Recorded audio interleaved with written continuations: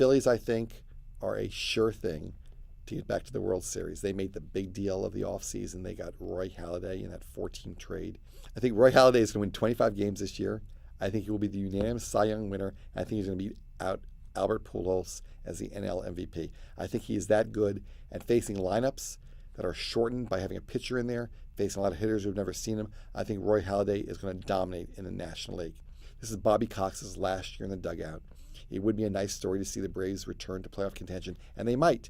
They made some moves in the offseason. They got Billy Wagner as their closer. For all those years, more than a decade, the Braves needed that top-notch closer. Billy Wagner still can throw it pretty good in the upper 90s. I think he'll be fine. Braves are solid there. A lot of energy in Atlanta, though. Jason Hayward, 20 years old, earns the starting job in right field. Jason Hayward knocked out a couple car windshields in batting practice during spring training. Braves fans all across America are very excited. Top #1 prospect, I think, going to this season. The Cardinals with Albert Pujols re-signing Matt Holliday, a major, major factor right there. Having those guys batting 3-4 really, really energizes the Cardinals lineup. They have two guys who came close in the Cy Young last year, Adam Wainwright and Chris Carpenter. I think they're in good shape there. Like the Cardinals to win the NL Central. I think every year hope springs eternal all across the majors, nowhere more so than at Wrigley Field. Cubs fans, is this our year? Is this going to happen? Well, it hadn't been their year since 1808. And I have to say, even with Lou Piniella there, I'm not sure this is going to be their year either. Giants, though, they have Tim Lincecum. Now, did people think he was going to be a 2-time Cy Young winner? Probably not. They have Jonathan Sanchez, who pitched a no-hitter.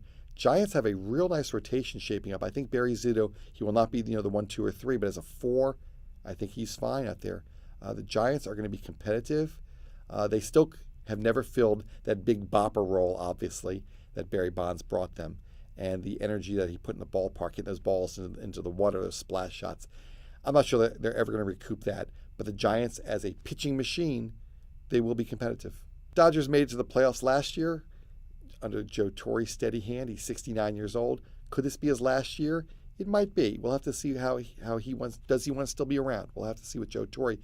Also, Manny Ramirez, his last contract with the Dodgers, his last year. He's sure he's going to be gone by next season. I think by the end of this year, the Dodgers will be tired of his act, especially if he does not produce. His numbers started to drop last year. He had the 50-game suspension, drug suspension. I think he's tired of L.A. Maybe L.A.'s tired of him. We'll have to see how it goes for one more year.